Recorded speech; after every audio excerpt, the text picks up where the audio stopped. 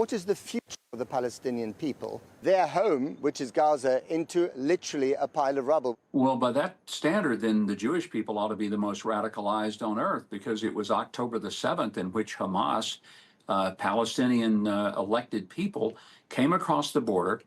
They murdered 1,200 people in cold blood. But the response from Israel has been one of savage collective punishment, described by more and more countries as genocide.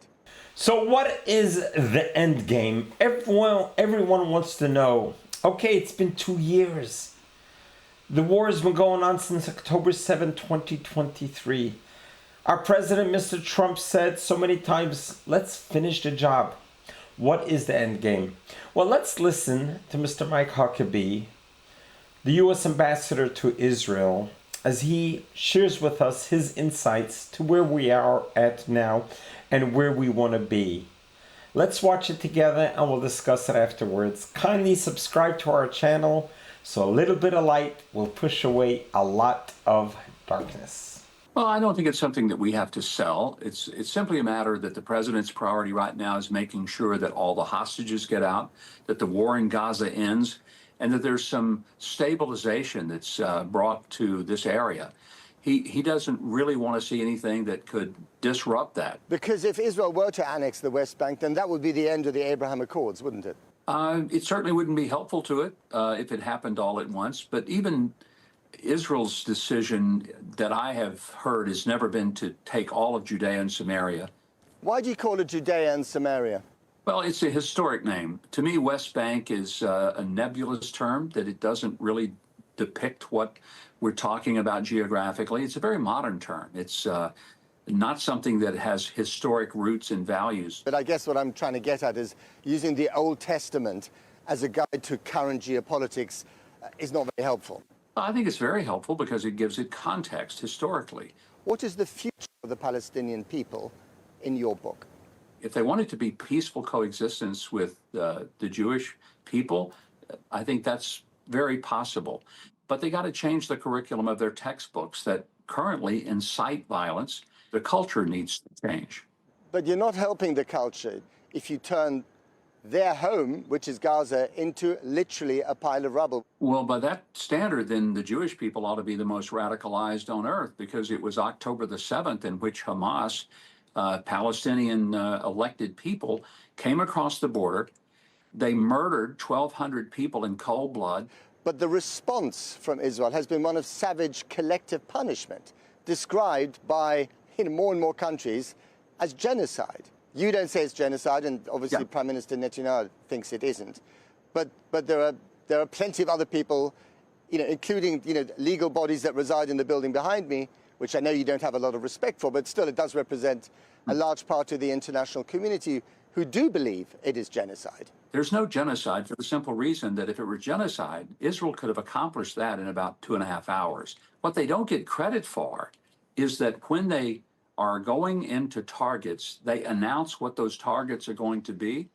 They instruct by way of leaflets and cell phone messages and broadcast messages. Now, the fact that Hamas amasses their civilians into that area that is going to be hit. Well, there's just no evidence of that, is there? There's quite a bit of evidence of it. And I've been there personally, Ambassador. Talked to the people in Gaza. Let me finish. I've talked to the people in Gaza, and I'm telling you, what they tell me is that every one of them I talked to had had a family member murdered by someone from Hamas. I want to understand where you think the future of the Palestinian people lies, because Finance Minister Smotrich is on record for saying they have three options. They can either go to Jordan or Egypt, which would effectively be ethnic cleansing. They can die for their cause, right? They can fight the Israelis and get killed, as they have been in recent years, or they can live in a greater Israel, but not with full citizen rights, which would effectively be apartheid. So it's either genocide, apartheid, or ethnic cleansing. Which one of those do you think is the solution? And I don't think those are the only options that exist for Israel and the Palestinians. Nobody wants to see suffering. Well, I think part of it is that there would be a change of attitude within the Palestinian Authority. They would recognize, number one, they've got to stop some of the corruption within their own government. Britain feels that there should be a two-state solution. The Prime Minister of Israel is on the record this week as saying there will never be a Palestinian state. That's not going to happen. So between these two positions, what is the future for the Palestinian people? I think the honest answer is we don't know. And one of the things that's very troubling about what the Prime Minister of the UK and the President of France has done is they've unilaterally declared a Palestinian state. Well, you just can't do that. You don't just declare the state on top of the Oslo Accords that have been signed and supposed to still be in effect. That would be really a violation of international law.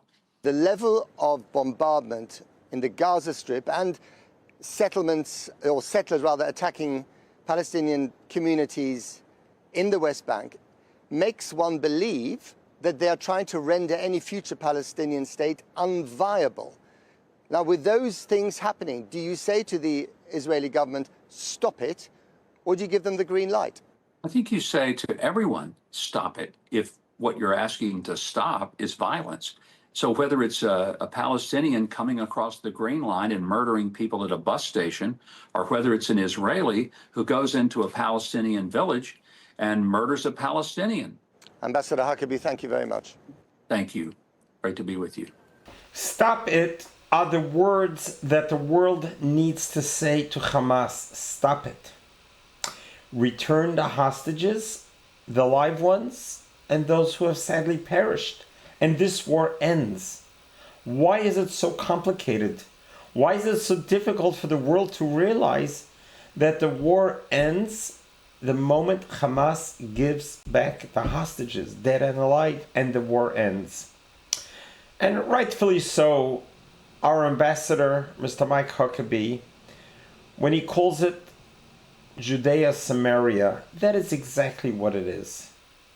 Israel has been living in Israel since its re-establishment in 1948. It conquered its country, it possessed its country, it turned it into a first world beautiful country from a desolate, deserted, neglected piece of land. Yes, this is Israel, it belongs to Israel, just like any other country that conquers. You go to war, you conquer, it's yours. Those who won win, and those who lost go somewhere else and starts over. Why do they call it ethnic cleansing? I live in San Diego, California. If I remember my history correctly, it used to be part of Mexico. And now it's America. Yeah, Mexico is 40 miles down the road. Now, are we occupiers? No. We conquered, we won, it's ours. You live in Mexico, we live now in a greater America. And that is exactly the same analogy that needs to happen in Israel. Possession is what it's all about. So Israel has been in possession through 7 decades of defending itself against an enemy who wants to annihilate it. The world and all of the enemies need to get used to the fact that Israel is here to stay. This is a land that was given to us by God. This is a land that we're living in, that we are nourishing, that we are producing, that we are turning it into a first world country to be able to provide humanity, all humanity, with all of its needs. This is what Israel's accomplishing. Now, about the end game, what's going to happen in Gaza? You know, one of the big questions were, there's a concurrent war going on in Ukraine and Russia.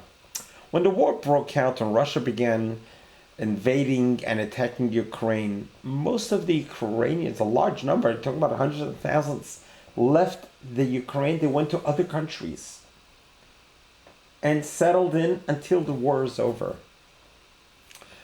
Why not the Gazans? They call themselves Palestinians. Palestinians is a fabricated name. We all know it. They're Jordanians. And Yasser Arafat is an Egyptian. There's no Palestine. Didn't exist. It's all a fabricated myth for political purposes. But why haven't they left Gaza, go to your fellow Muslim Brotherhood countries, stay there until the war is over, and see what happens and decide if you want to come back or not. It's not ethnic cleansing. That is saving your fellow brother and sister.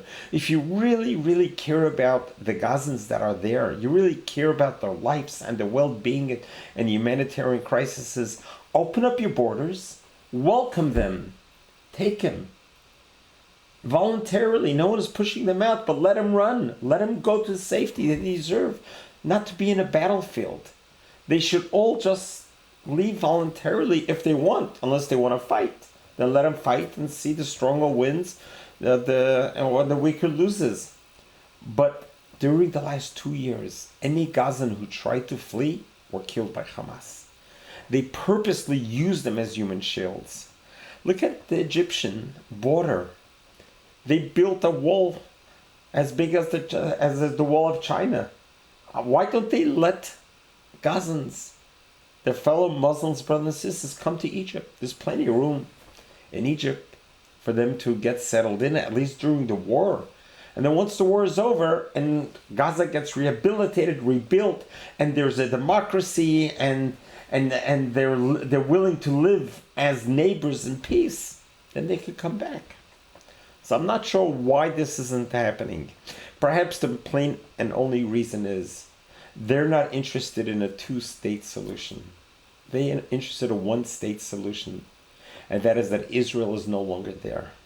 As long as that is their mandate, and as long as that is what they are being taught from childhood on, there's no chances of peace. Israel's just going to have to fortify its borders and just fight its enemies that it's been doing for the last 7 decades. And until the world or the Arab world get together and say this is insane. There's no logic. That doesn't make any sense over here. Let's recognize Israel rights to exist. Let's open up diplomatic relations. Let's rehabilitate Gaza and let the fighting and the hatred stop. This baseless hatred of trying to spread your caliphate throughout the whole world is just not working. It's not going to happen. And if the world can get somewhat united on one page instead of unilaterally declaring Palestinian statehood, you're only emboldening the terrorists and you're not helping. You're hurting the cause. And I hope the world has learned that. Let's pray for hope and the peace that it happens speedily in our days. God bless you. God loves you.